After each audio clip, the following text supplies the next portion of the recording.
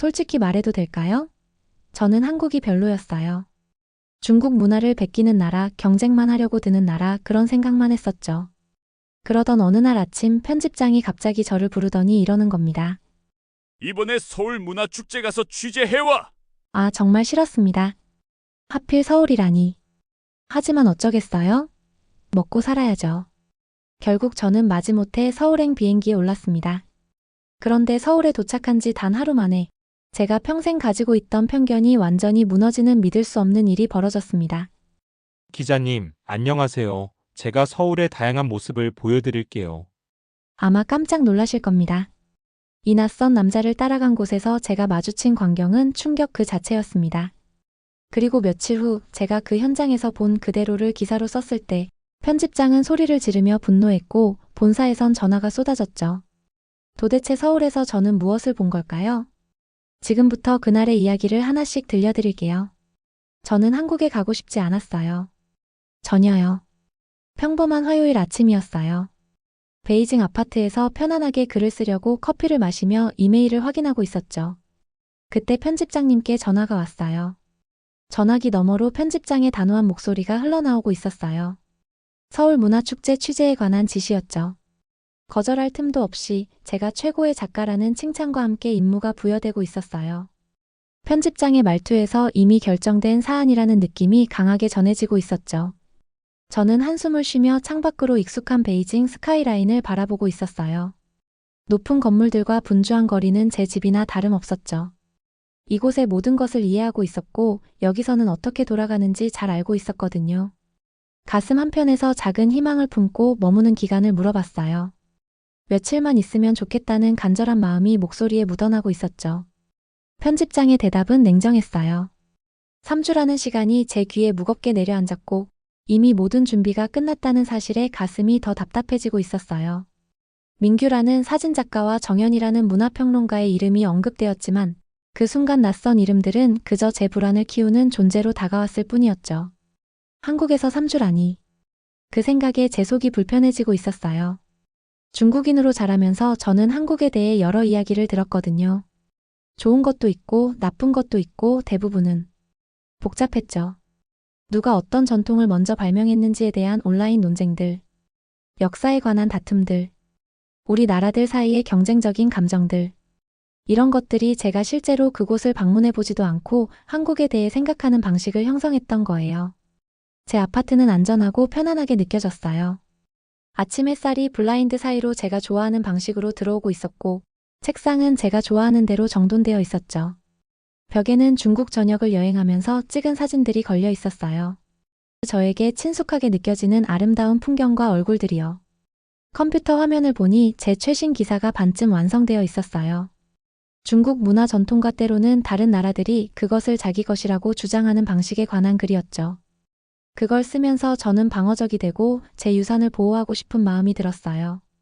그리고 이제 저는 제 눈으로 직접 보지도 않고 글을 써온 한국으로 보내지고 있었어요. 전화기 너머로 편집장의 목소리가 조금 부드러워졌어요. 제 망설임이 전해졌는지 겨우 3주라는 말과 함께 모험이라는 단어로 상황을 포장하고 있었죠. 하지만 그 말이 제 마음의 무거움을 덜어주진 못했어요. 모험은 제가 원하는 마지막 것이었어요. 저는 제 일상이 좋았고 매일 무엇이 일어날지 아는 것이 좋았죠. 제가 이해하는 것들에 대해 글을 쓰는 게 좋았어요. 그날 저녁 저는 천천히 가방을 꾸리고 있었어요. 안에 넣는 물건마다 이원치 않는 여행이 더 현실이 되고 있었죠. 친구들의 메시지가 휴대폰 화면에 하나둘 떠오르고 있었어요. 김치를 가져오라는 농담, 서울 사진을 많이 찍으라는 당부. 그들에게는 그저 가벼운 농담을 계속했어요. 저는 그들의 메시지를 읽으며 억지로 미소를 지었지만 속으로는 걱정이 되고 있었어요. 만약 그곳 사람들이 중국인 방문객들에게 친절하지 않다면? 비행기를 타기 전날 밤 잠을 이루지 못했어요. 휴대폰으로 제 옛 기사들을 스크롤하고 있었죠. 문화적 정체성, 아시아에서의 중국의 영향력, 이웃 국가들 간의 복잡한 관계에 관한 글들이요. 한 단어 한 단어가 제가 가기 싫은 이유를 정당화하는 것 같았어요. 각 문단이 제 선입견의 벽을 더 높이 쌓고 있었죠. 휴대폰을 내려놓으며 마음속으로 스스로를 다잡고 있었어요. 기자로서의 정체성을 방패 삼아 객관성과 전문성을 유지하겠다는 결심이 머릿속을 맴돌고 있었죠. 개인적인 감정을 배제하고 일에만 집중해야 한다는 생각으로 불안한 마음을 억누르고 있었어요. 저는 노트북, 녹음기, 카메라를 챙겼어요. 제 직업의 도구들이 제 방패가 될 거였죠. 저는 관찰하고 기록하고 분석할 것이지만 거리를 유지할 거예요. 이건 그저 1일 뿐 그 이상은 아니었으니까요. 아침이 너무 빨리 왔어요. 알람이 새벽 5시에 울렸고 저는 억지로 침대에서 일어났어요. 창밖으로 베이징이 깨어나고 있는 모습이 보였죠. 도시가 하루를 시작하는 익숙한 소리들이 제 귀에 들려왔어요. 경적을 울리는 차들, 가게를 준비하는 상인들, 멀리서 들려오는 지하철의 소리. 공항에서 저는 여권과 탑승권을 꽉 쥐고 있었어요. 출발 안내판에는 제 비행기가 표시되어 있었죠. 베이징에서 서울로 비행기로는 단 2시간 거리지만 제 마음속에서는 세상 다른 곳이었어요. 서울행 CA123편 탑승 마감 안내 방송이 터미널 전체에 울려 퍼지고 있었어요. 그 소리가 현실의 무게처럼 제 어깨를 짓누르는 느낌이었죠. 더 이상 물러설 곳이 없다는 사실이 온몸으로 느껴지고 있었어요. 비행기가 이륙하며 제가 알던 도시에서 저를 들어 올릴 때 저는 두려움과 인정하고 싶지 않았지만 작은 호기심의 불꽃이 섞인 이상한 감정을 느끼고 있었어요. 한국에서 무엇을 발견할까요? 제 머릿속 그림과 일치할까요? 3주가 영원처럼 느껴질까요? 비행기는 더 높이 올라가 구름을 지나자 베이징이 아래로 사라졌어요. 저는 경계를 넘고 있었어요. 단지 국가 간의 경계가 아니라 제가 알고 있다고 생각했던 것과 제가 곧 발견하게 될 것 사이의 경계였죠. 저는 눈을 감고 스스로를 준비시키려 했어요. 하지만 마음이 바뀌는 것에 어떻게 준비할 수 있을까요? 그럴 수 없죠. 그리고 그것이 제가 가장 두려워하는 것이었어요. 서울에서의 첫 3일은 제가 예상했던 그대로였어요. 다시 말해서 제가 찾고 있던 것을 정확히 발견했다고 할 수 있죠. 호텔 방은 제게 안전한 공간이 되어 있었어요. 15층에 위치한 방에서는 도시가 내려다 보였지만 대부분의 시간 동안 두꺼운 커튼으로 가려두고 있었죠. 방 안에는 편안한 침대와 노트북을 놓을 책상, 그리고 무엇보다 중요한 것은 한국을 밖에 둘 수 있는 문이 있었어요. 꼭 필요할 때만 밖으로 나가고 있었어요. 매일 아침 호텔 로비를 빠르게 걸어가며 직원들에게 공손하게 고개를 끄덕이긴 했지만 결코 대화를 나누기 위해 멈추지는 않았죠. 밖에서는 서울이 시끄럽고 다채롭고 압도적으로 느껴지고 있었어요. 거리는 각자의 방향으로 서두르는 사람들로 붐비고 있었고 한글로 된 간판들이 곳곳에 걸려 있어 제가 더욱 외부인처럼 느껴지게 하고 있었죠. 기사를 위해 문화축제를 방문했을 때도 보이는 모든 것에 대해 꼼꼼하게 메모하고 있었어요. 전통 의상을 입은 무용수들, 낯선 음식을 파는 노점상들, 제 귀에 이상하게 들리는 음악까지 실제로 그것을 경험하지 않은 채 모든 것을 기록하고 있었죠. 제 노트북은 저와 한국 사이의 벽이 되어 있었어요. 매일 밤 호텔 방으로 돌아와 관찰한 내용을 적고 있었어요. 제가 본 모든 것이 한국에 대해 이미 믿고 있던 것을 확인시켜주는 것처럼 보였죠. 중국 전통과의 유사점을 발견했을 때는 이건 우리에게서 베낀 거야 라고 생각하고 있었고 다른 점을 봤을 때는 우리 방식이 더 낫다고 생각하고 있었어요. 제 메모는 이해보다는 판단으로 가득 차 있었죠. 나흘째 되는 날 호텔 근처의 카페에서 현지 연락 담당자들을 만나야 했어요. 일찍 도착해서 출입구를 지켜볼 수 있는 구석 자리를 선택했죠. 카페는 나무 테이블과 부드러운 음악이 흐르는 현대적인 분위기였어요. 베이징의 카페들과 비슷하게 느껴져서 약간 놀라웠죠. 카메라 가방을 든 키가 큰 남자가 들어와 주변을 둘러보다가 저를 발견했어요. 그가 다가오면서 얼굴에 환한 미소가 번지고 있었죠. 이 사람이 사진작가 민규인 것 같았어요. 민규가 손을 내밀며 저를 알아보는 눈빛을 보내고 있었어요. 그는 제 글을 읽어봤다며 특히 문화유산 보존에 관한 제 기사가 뛰어났다고 칭찬하고 있었죠. 제 글을 알고 있다는 사실에 조금 놀라고 있었어요. 짧게 악수를 나누며 축제 취재 일정에 관해 물었죠. 민규는 여전히 미소를 지으며 자리에 앉았어요. 그의 에너지가 우리 사이의 공간을 채우고 있어 제가 불편함을 느끼고 있었죠. 제가 조심스러웠던 반면 그는 모든 것을 열어두는 것처럼 보였어요. 그는 휴대폰을 꺼내 이미 축제에서 찍은 사진들을 보여주기 시작했어요. 민규는 사람들이 카메라를 의식하지 않을 때 촬영하는 것을 좋아한다고 설명하고 있었어요. 그때가 진정한 감정을 볼 수 있는 순간이라는 거였죠. 인정할 수밖에 없었지만 그 사진들은 정말 아름다웠어요. 기쁨과 집중, 경이로움으로 가득 찬 얼굴들, 제 노트북이 담아내지 못했던 진짜 인간의 감정을 담고 있었죠. 제가 반응하기도 전에 또 다른 사람이 우리 테이블로 다가오고 있었어요. 짧고 단정한 머리에 단순하지만 어쩐지 우아해 보이는 검은색 옷을 입은 여성이었죠. 그녀는 조용한 자신감으로 움직이며 주변의 모든 것을 주의 깊은 눈으로 관찰하고 있었어요. 민규가 일어나 그녀를 정연이라고 소개하며 저를 베이징에서 온 기자라고 알려주고 있었어요. 정연은 작은 미소와 함께 고개를 끄덕였어요. 그녀가 말할 때 목소리는 부드럽지만 또렷했죠. 정연은 서울이 저를 잘 대해주길 바란다며 자리에 앉고 있었어요. 하지만 첫인상은 오해의 소지가 있으며 진짜 도시의 모습은 시간이 지나야 드러난다고 덧붙였죠. 그녀의 말 속에 뭔가가 저를 불편하게 만들고 있었어요. 마치 제가 조심스럽게 쌓아 올린 벽을 꿰뚫어보는 것 같았죠. 자리에서 몸을 꼼지락거리고 있었어요. 저는 서둘러 축제 취재를 위해 3주 동안만 있다가 베이징으로 돌아간다고 말했어요. 정연은 고개를 살짝 기울이며 3주면 관점이 바뀌기에 충분한 시간이라고 말하고 있었죠. 대화는 실질적인 문제로 넘어갔어요. 어떤 축제 행사에 참석할지, 누구를 인터뷰할지, 어디를 방문할지에 관한 이야기였죠. 민규는 관광객들이 절대 가지 않는 동네로 저를 데려가겠다고 신나게 이야기하고 있었어요. 정연은 한국과 중국의 문화적 연결에 관한 영화를 연출하고 있다고 언급했어요. 정연은 촬영장을 방문해 보라고 제안하고 있었어요. 기사에 다른 관점을 제공할 수 있을 거라고 했죠. 저는 공손하게 고개를 끄덕였지만 속으로는 저항감을 느끼고 있었어요.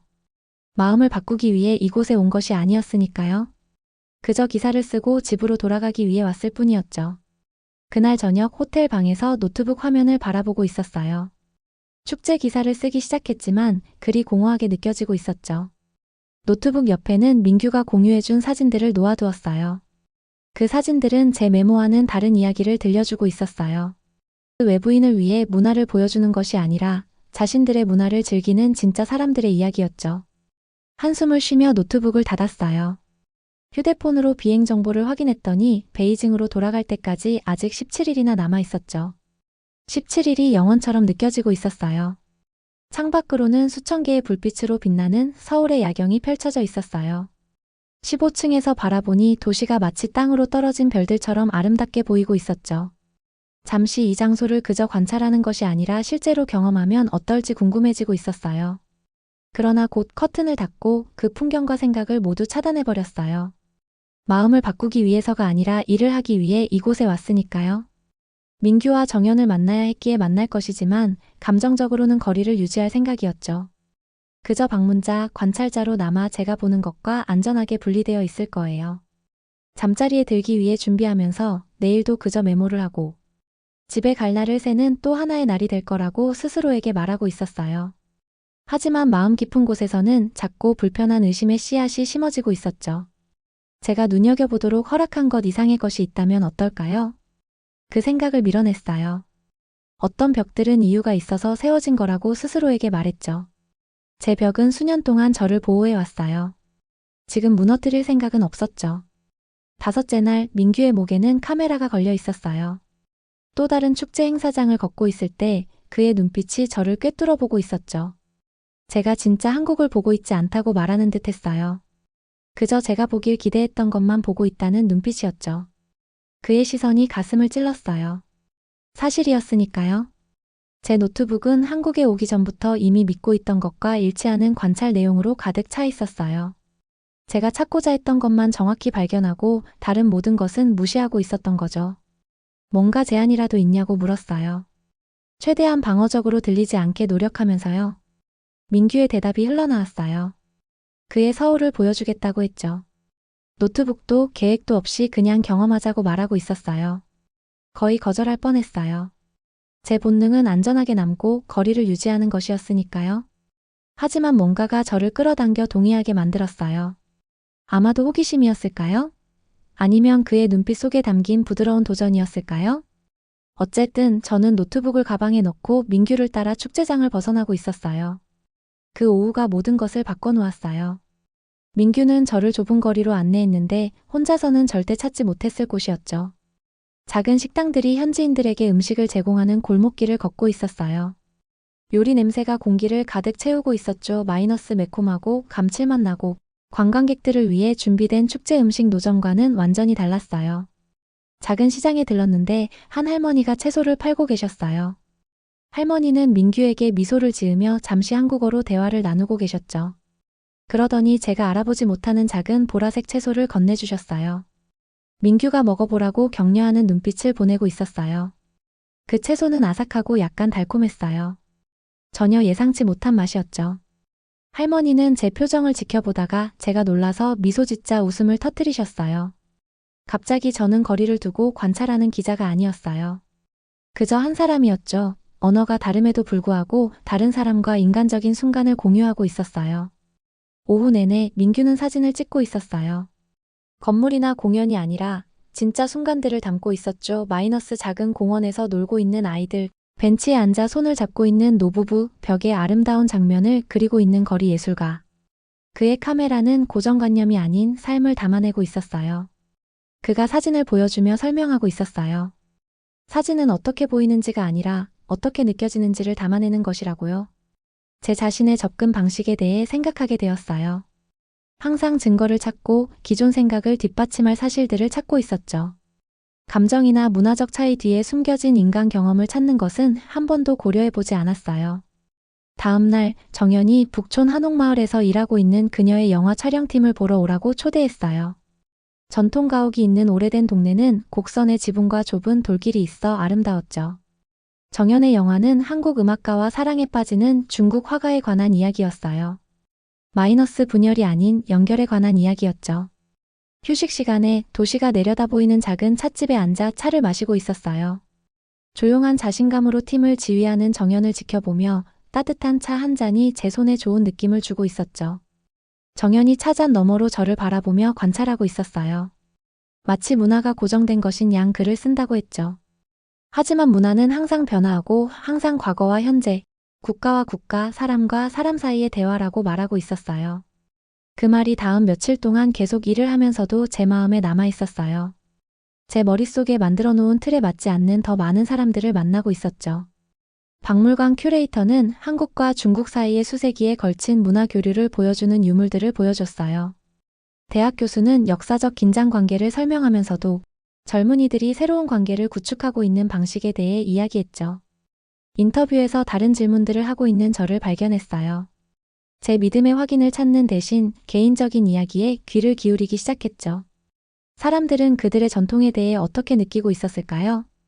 그들의 문화적 정체성은 그들에게 어떤 의미였을까요? 답변은 결코 단순하지 않았고 결코 일차원적이지 않았어요. 어느 저녁 미디어 표현에 관한 토론회에 참석했어요. 한 한국 영화 감독이 중국 텔레비전이 한국인들을 모두 성형수술을 받은 것처럼 묘사하는 것에 대해 불평하고 있었죠.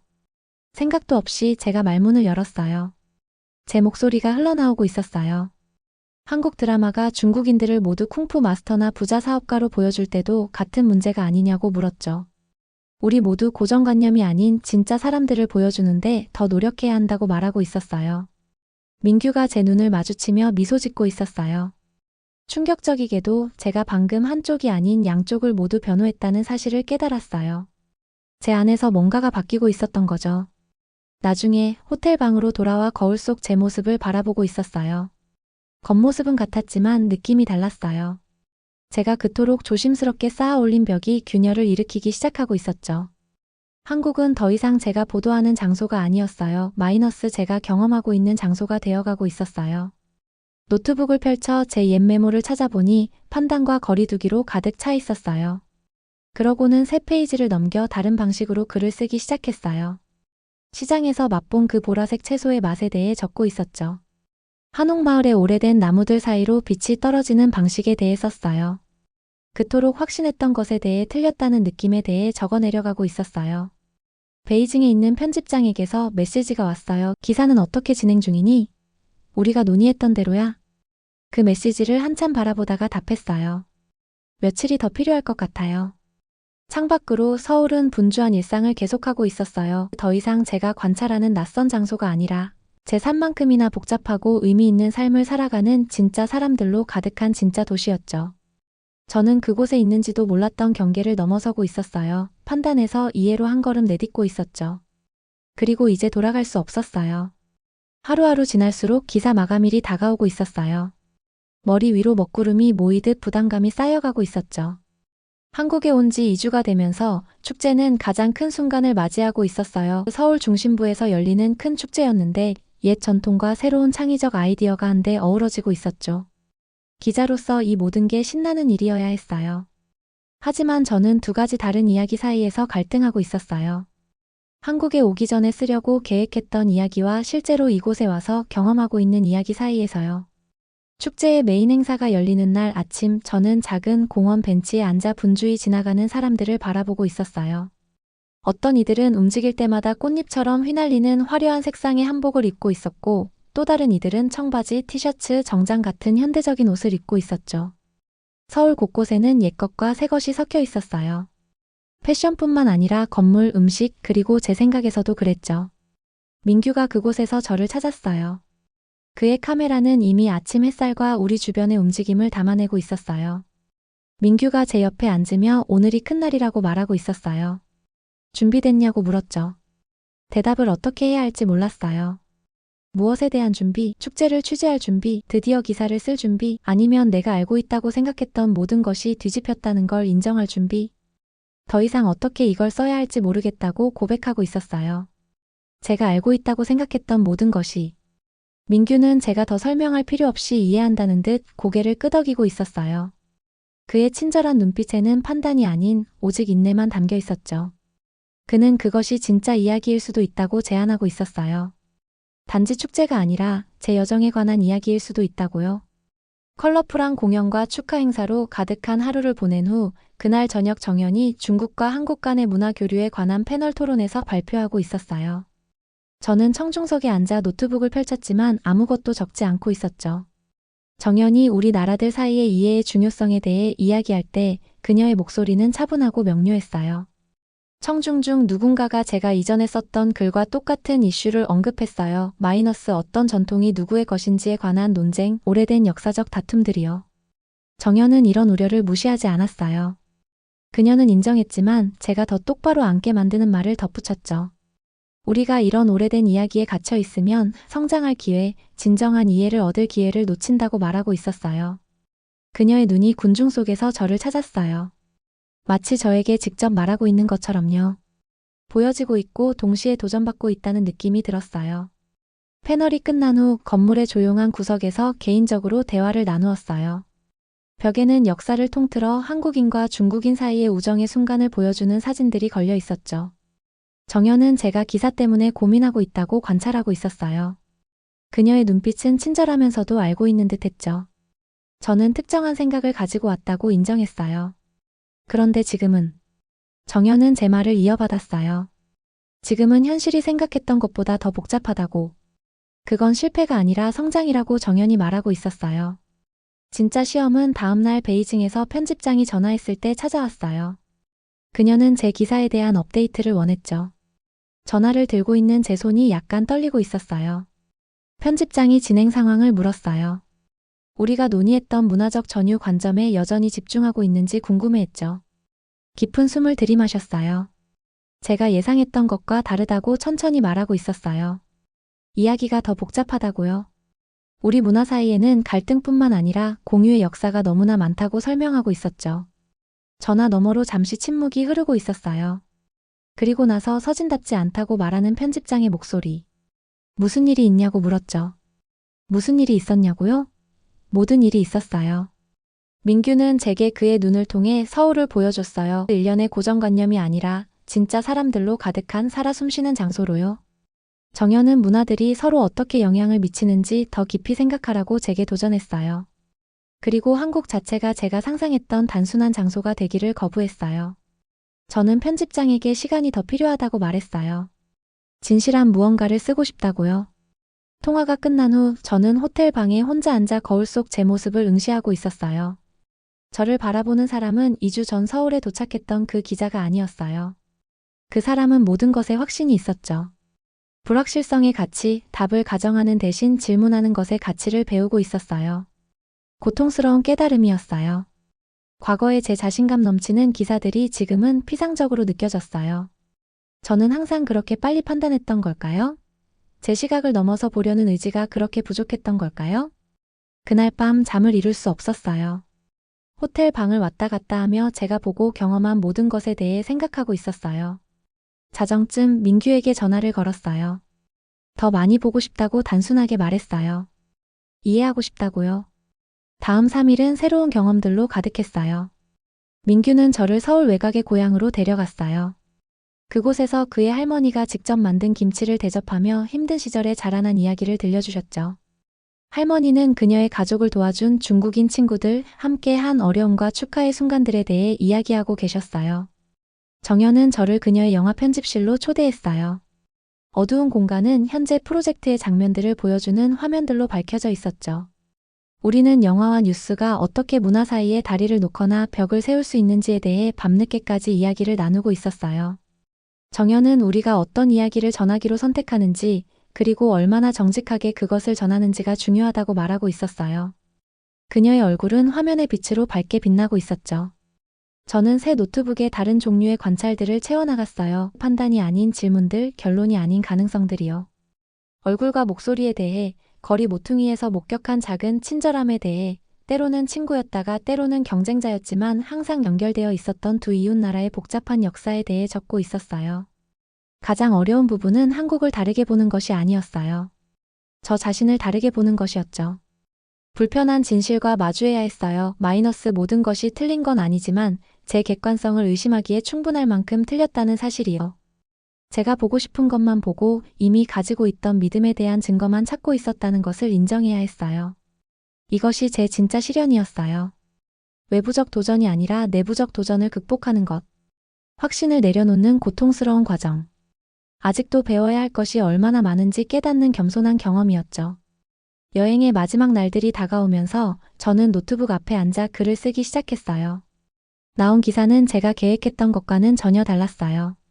정직했고, 개인적이었고, 진실했죠. 그리고 그것을 쓰는 것은 두려운 일이었어요. 제가 마침내 제출한 기사는 처음에 쓰려고 했던 것과는 달랐어요. 전혀 비슷하지도 않았죠. 문화적 차이와 갈등에 대해 쓰는 대신 저는 제 자신의 여정에 대해 적고 있었어요. 편견에서 이해로 가는 여정이었죠. 민규의 사진에 대해 썼어요.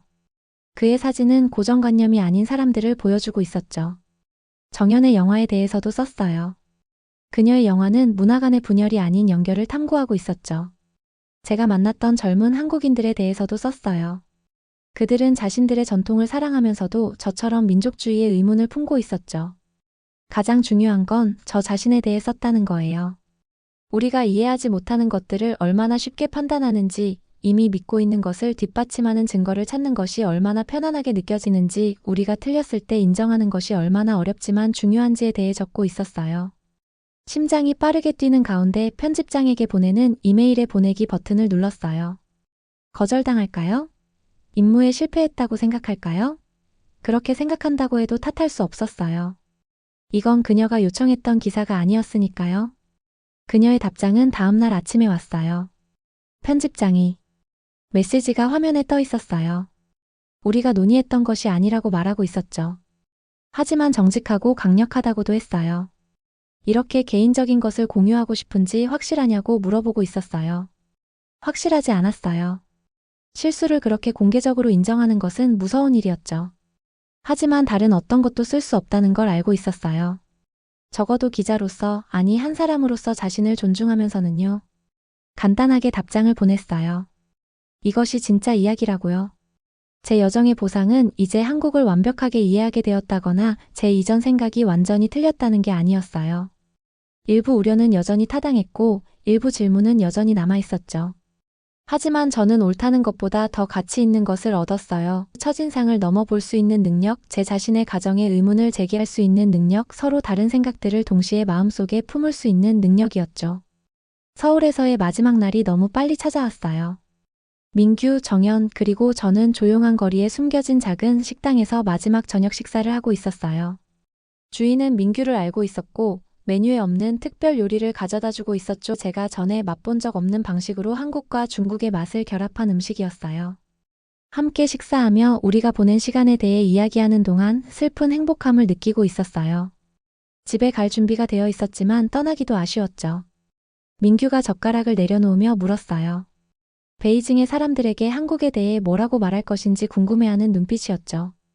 대답하기 전에 신중하게 생각했어요. 생각보다 더 복잡하다고, 뉴스 기사와 인터넷 게시물로는 한 장소를 이해할 수 없다고, 열린 마음으로 직접 경험해야 한다고 말할 거라고 대답하고 있었어요. 정연이 생각에 잠긴 눈빛으로 고개를 끄덕였어요.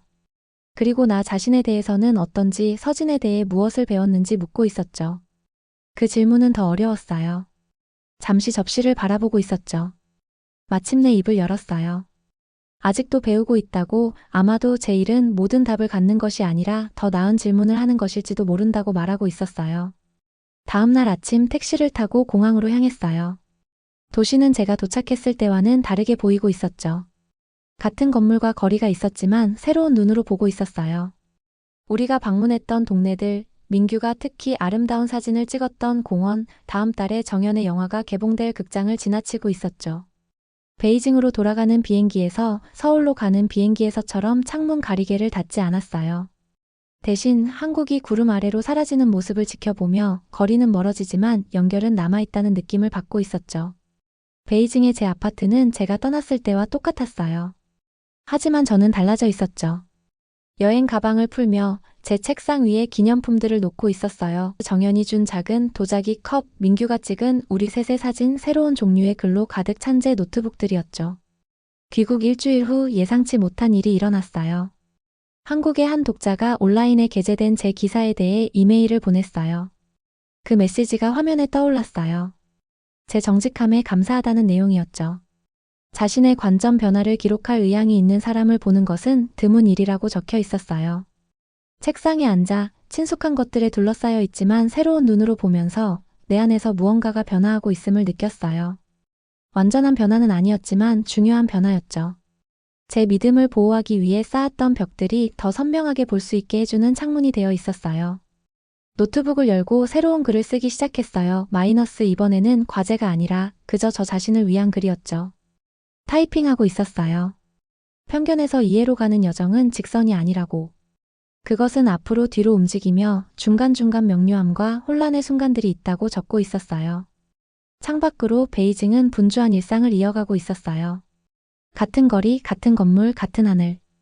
하지만 내면에서는 변화가 일어났어요. 제가 존재하는지도 몰랐던 경계를 넘고 예상치 못했던 도전들과 맞서며 떠났던 같은 사람이 아닌 세상의 복잡성에 더 열린 사람으로 돌아왔어요. 민규에게서 온 메시지로 휴대폰이 진동하고 있었어요. 그는 사진을 보냈어요. 그의 예술적인 사진이 아니라 서울의 일출을 담은 단순한 사진이었죠. 메시지에는 다른 하늘, 같은 태양이라고 적혀 있었어요. 베이징의 오후 빛을 바라보며 미소 짓고 있었어요. 그의 말이 맞았어요. 우리를 나누는 많은 것들이 우리 마음속에, 우리 가정에, 우리가 스스로에게 하는 이야기 속에 있었어요. 그리고 우리를 연결하는 많은 것들은 진짜이고 진실이며 우리가 볼 용기만 있다면 발견되기를 기다리고 있었죠. 그의 메시지를 저장하고 글쓰기로 돌아갔어요. 이제 더 많은 이야기를 들려줄 수 있게 되었어요. 더 나은 이야기, 더 진실한 이야기들. 그리고 그것이 가장 큰 보상이었어요.